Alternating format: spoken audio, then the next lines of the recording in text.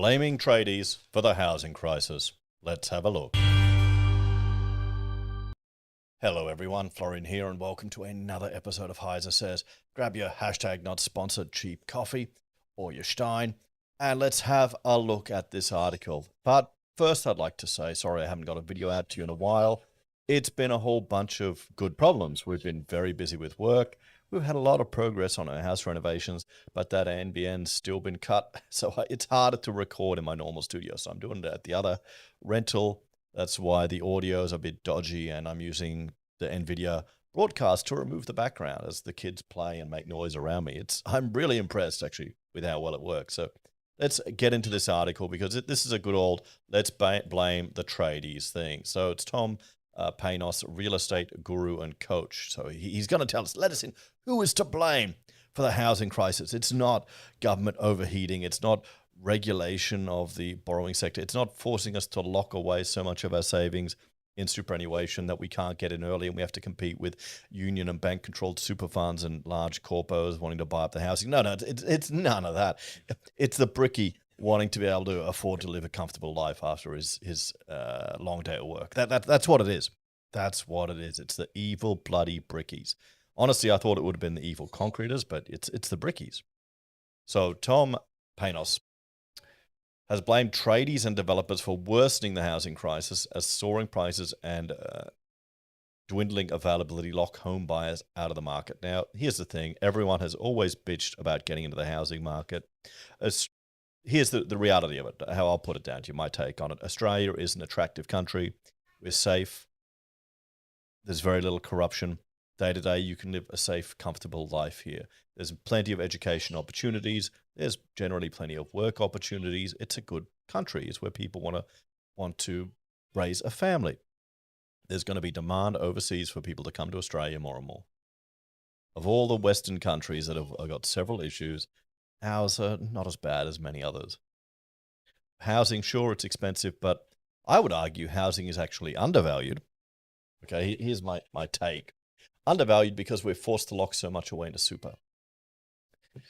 Real estate coach revealed the truth in 2 Instagram videos last week, claiming tradies were asking too much pay, while developers just weren't willing to build. Let's be clear, it's not a housing problem we've got, it's a construction problem. Yeah, well, I agree with him there. But the construction industry was artificially overheated by a government intervention to prop it up during the, economic shutdown they had to mitigate certain illnesses a few years ago. And we knew this was coming. Well, everyone who viewed the channel and had any bloody experience in the construction sector knew this was coming. Honestly, I think more and more people, the reason why all these young people are voting for more government intervention in the economy and in the market and our personal lives is they haven't experienced the bullshit enough. Watch this next election. Albo will make all these bullshit promises and people will believe him again, even though we never got that power cut. Cost of living is just going up. I would argue the government's role in that is, the tax burden they place on all of it that just isn't going away. So right now it's costing 40 to 50% more to build something than a couple of years ago, he said. Well, also legislation changes. I've got a baby here saying, Mama, let me see if you can hear it. Legislation changes have played a factor in that as well. You've got new energy efficiency requirements in housing. That adds cost. You've got accessibility requirements in housing. That adds cost. These things are done for social reasons. Either as a nation, we want to virtue signal to pretend we're making an impact on the human impact on the environment globally, which statistically we're not really. And then you want to ensure housing is accessible to the majority of people. That's a noble cause, but it means every single house that people buy will cost more. Everything will go up. That's just the reality of it. Approval delays are roughly about 40%. The truth is, there is no developer that's going to pull their finger out and sign a contract. According to the Property Council of Australia, the cost of construction is about 30% higher than 2025, which was pre-COVID.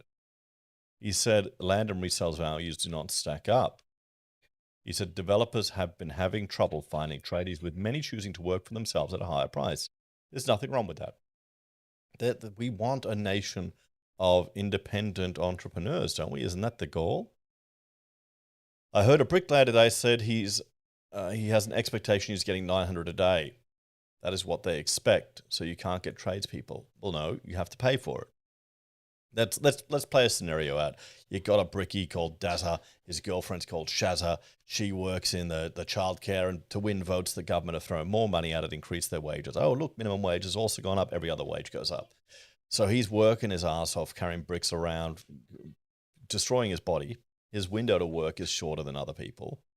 And he's going to argue, well, if she's making that much, I got to make more. My work's harder.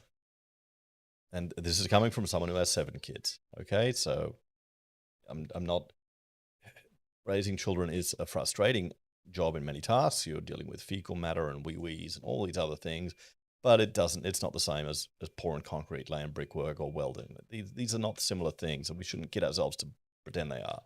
Every reasonable adult knows this. So he said recently, legislation in New South Wales approved by nearly all Sydney councils reduced the red tape for many new developers.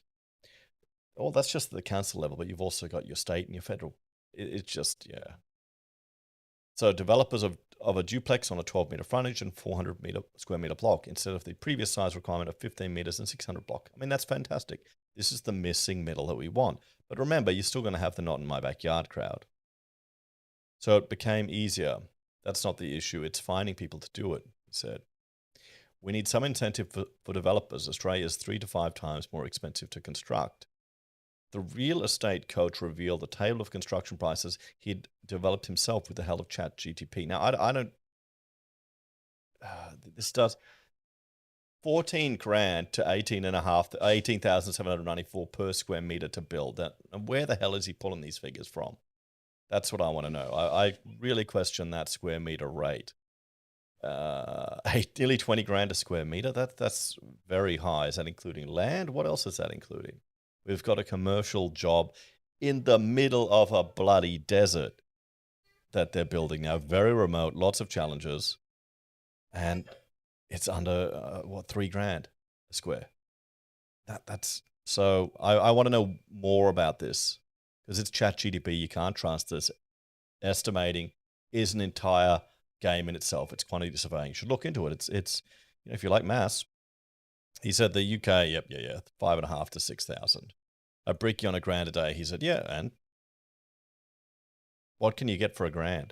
That's only 10 packs of smokes thanks to government taxes. Not that I advocate for smoking, but it's a good measure. And if you're a brickie, you need at least 1 pack a day just to get through the day, don't you? Isn't that the stereotype? And 50 Red Bulls? You couple that with the building delays and then, okay. His message appeared to strike a chord. So the tradies were shitty. You likely charge 1% per house sale. That's way more than 900 a day. What makes you so special, one wrote? You can't compare a real estate coach with a tradie. I mean, one is going to be nice. I'm an architect. I've got a nice cushy office job. Okay. The biggest problem for me is whacking on too much fat around my belly, particularly now as I've got a sitting desk again, which I'm just not really a good thing. But it's different to wearing out your body. There's a plumber up the road. He pretty much had to stop working because he just injured himself too much in his back from bending over again and again and again. Our biggest problem in every sector is bureaucracy, government paperwork, charges, and taxes. I was talking to a tree lopper the other day. I've spent significant money getting the trees done on our house, and I wanted to confirm how much his hourly rate is. And he's saying 400 to 500, depending on the number of blokes. Oh, okay. But it's a lot of work, but also there's the insurance, there's all the cost of the staff, there's the cost of the equipment. Let's have a bit of a chat about this one, guys. Honestly, I think Tom has taken the easy route, attacking the tradies. I mean, everyone likes to shit on them. That's just the way it is. It's Australia. It's the tall poppy syndrome. Sure, there are a lot of dodgy ones out there, but it's not an easy game. That's why it costs a lot. And $1,000, it's not a lot a day for a real estate agent. I mean, come on. What do you reckon? I'm sure a lot of you are on more than that. Anyway, guys, take care. Let me know if this setup is working. It's probably what we're going to have to put up with for the time being. And I will see you next time. Bye for now.